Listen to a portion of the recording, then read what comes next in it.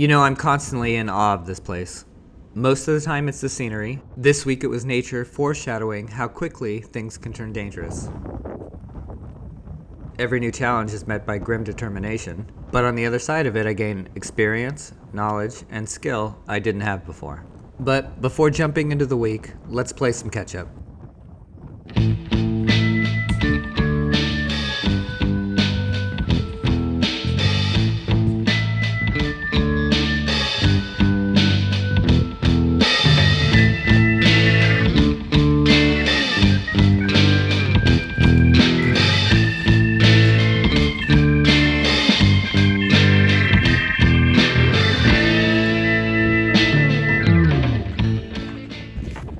Now, Adam's preference is to be on camera as little as possible, so unfortunately, no stylish entrances were filmed. But his value on property is unquestionable.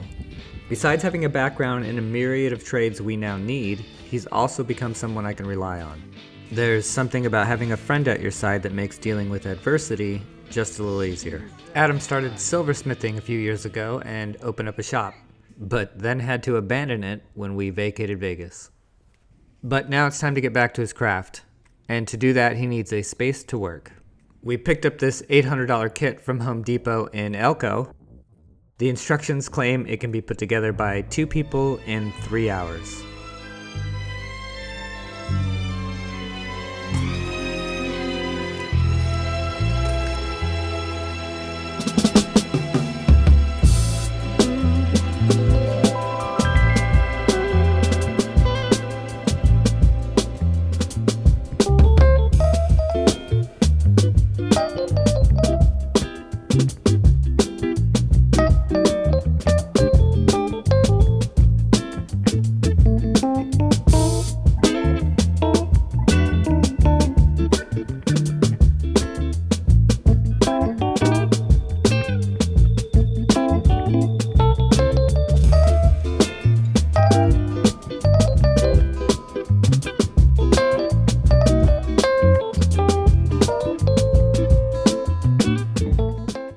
You know, there are things I want to build around the property. Some standard like benches and tables, and some less so. But I had concrete in mind when designing all of them. Its weather resistance and permanence made it the perfect material. Come to find out, concrete is not a cheap material to work with. I'd priced out a concrete pad for the trailer before we arrived. 20 by 45 feet at 6 inches deep, $18,000. Filling out this entire 320 square foot pad with concrete would cost $1,400. So we decided to pour a footing just wide enough for the weight of the structure to sit on, and then try something experimental for the rest of the floor. Materials cost for this 8-inch wide ring of concrete, $400.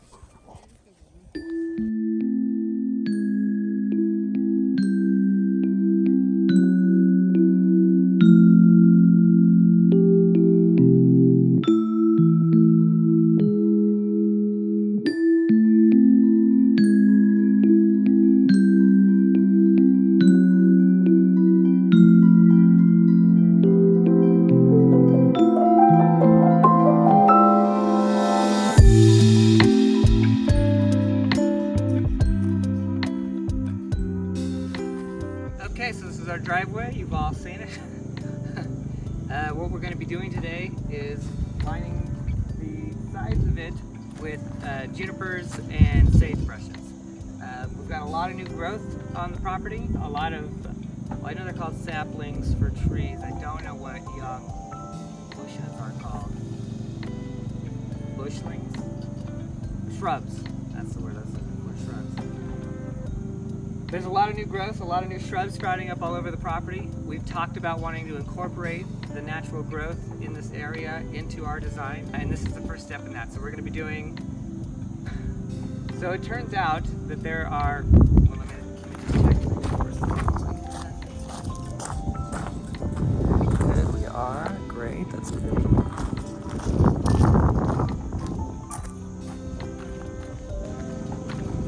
So it turns out there are a lot more junipers than there are sagebrushes on the property, and in fact, the junipers tend to outgrow and engulf the sagebrush.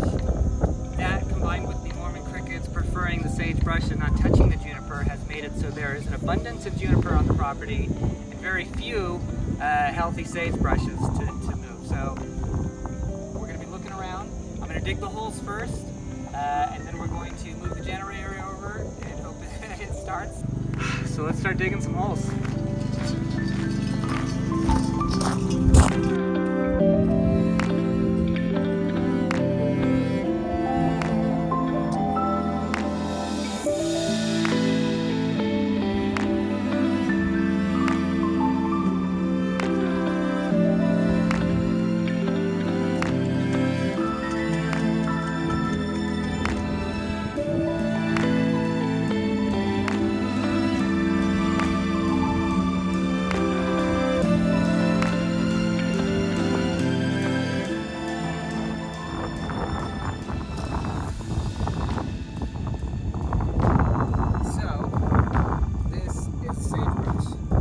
It's got this lighter green color here.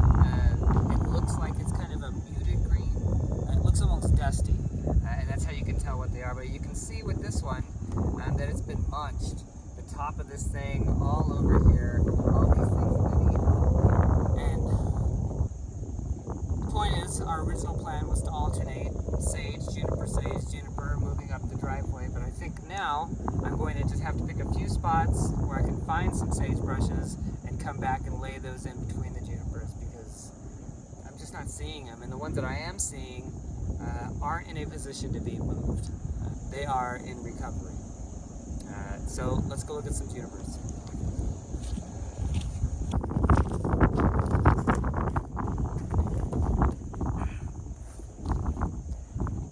Okay, so this is a juniper. These guys are pretty hardy, just as hardy as the sagebrush, although they don't have the pest control problems and animal control. So I've never transplanted a desert plant before. I dug holes and flooded them, but didn't add any extra soil or gravel. I also wasn't sure how to extract these without harming them, so I started by digging a trench around the shrub to hopefully create a nice root ball to move. But after digging out around the root, this is what I found. This new shrub is growing out of an old root, and the old root is thick. It turns out in northern Nevada, juniper roots can go as deep as 10 feet. And, as long as the root system is intact, can regrow from practically nothing. This is part of what makes them so durable, but also a challenge to move.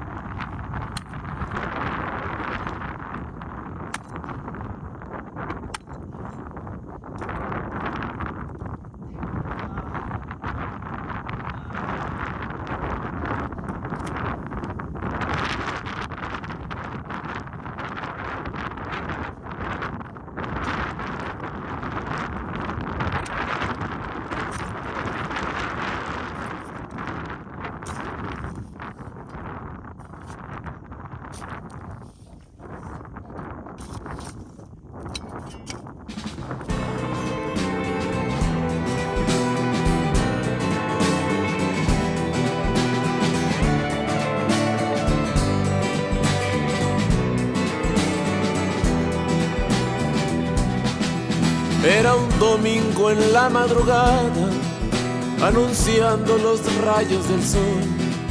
Yo cantando mi voz, mi guitarra, cuando Francisco Ponce murió. So we've just put together the base for Adam's work shed, and despite the box saying 14 by 12, the actual measurements of this thing are 13.5 by 11.4. 11 feet 4 inches. So the concrete base that we poured for the shed base does not fit. It is short by a few inches on two sides. So we're going to be having to pour more concrete in order to get this thing that lied to us to fit correctly. Pero el gallo de Tomás Valente, ya cansado, empezaba a perder. Y con un navajazo en el cuello, la sangre en el suelo se podía ver. Francisco levantaba su copa, mientras yo sonreía con Tomás. Vi a Tomás levantar la pistola y 3 balazos darle a su rival.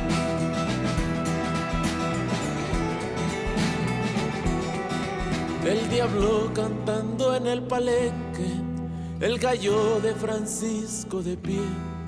Muerto el gallo de Tomás Valente, muerto el gallo de Tomás Valente, la vida de Francisco se fue.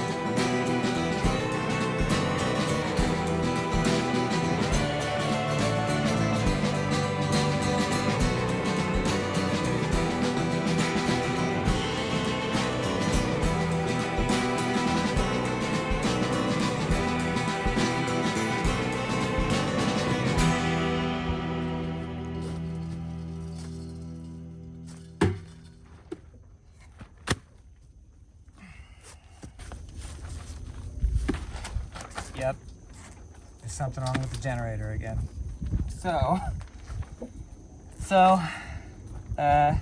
It is starting, so that's a bonus, but when I start it, it is now doing this. So let's take a listen to that now. Here, let me... All right, so let's have a listen here.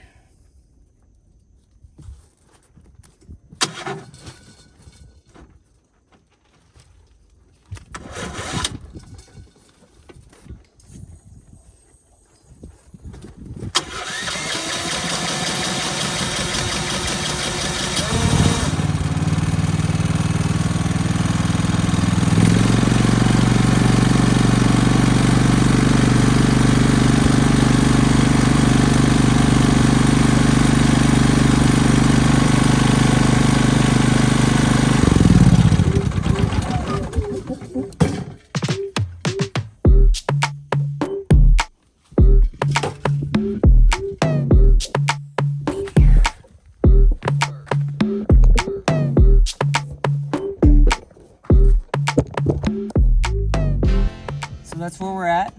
It starts, but it doesn't sound healthy at all. It sounds like something's going on with it. Now, I'll show you the dipstick. The oil is pretty dark, so I'm gonna change that.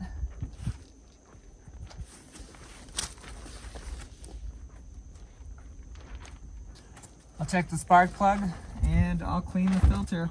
But I only know so many tricks, so if those 3 things don't work, who knows? Let's find out where we change the oil. Changing the oil, okay.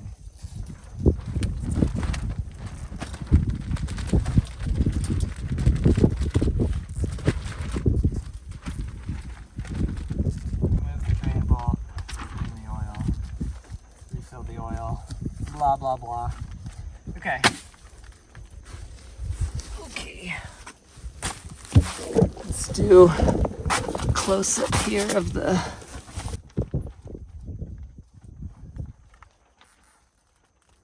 Careful, I can't imagine that comes off.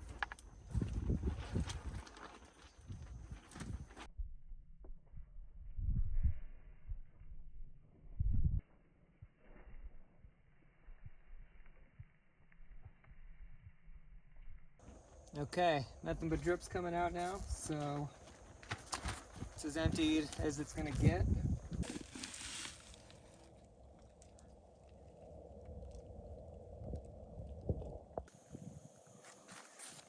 Okay, let's see. Battery.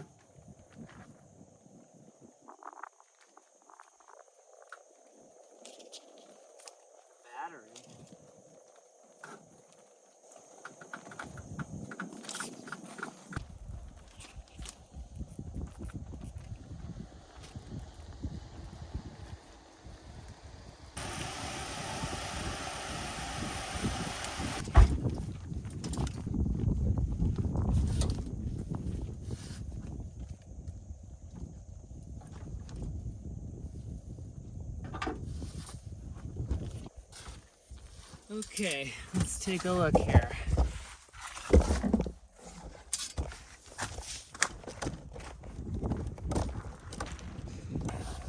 Okay, the side is easy, red to red, black to black. And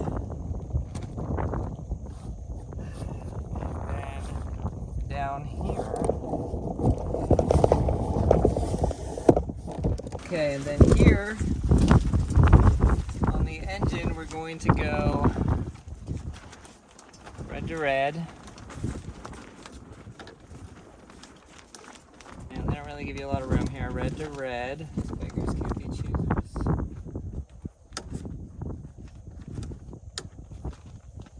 Okay, well there's red to red. And then for the grounding wire, we're just going to use this bolt down here. Okay, let me see if I can get a close-up of that. Our setup here. Here's where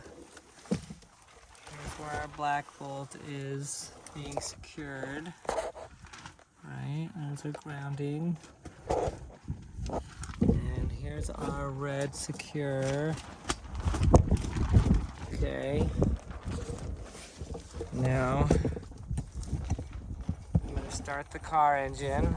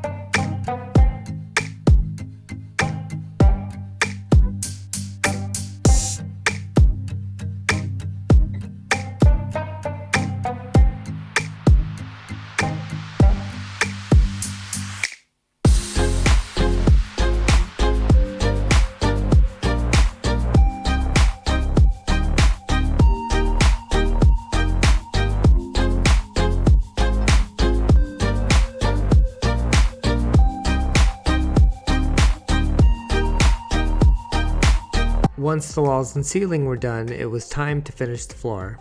But first, we had to fill in the back of the shop because it sat low. Then we gathered our loose caliche from behind the trailer. About 40 buckets. This is our first experiment with caliche, so we're trying a mix of 1 part Portland cement and 5 parts caliche topsoil. We're looking for a slightly runny consistency, but not so wet that water rests on top. And that's it, 5 times the coverage per bag.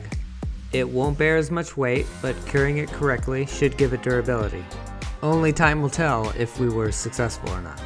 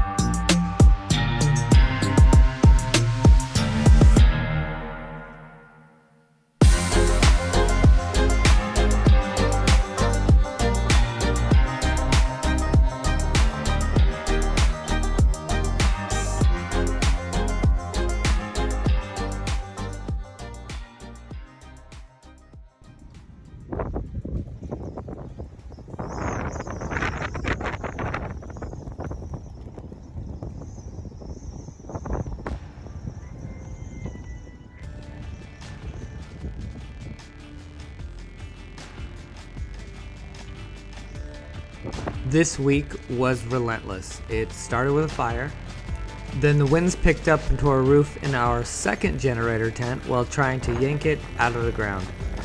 And it ended the week by throwing 90 pounds of metal off of our greenhouse panels, then sending those panels flying across acres of our property. Knowing the weather can be unpredictable doesn't make it any less surprising. This week, nature let me know exactly what I needed to be prepared for. Anything.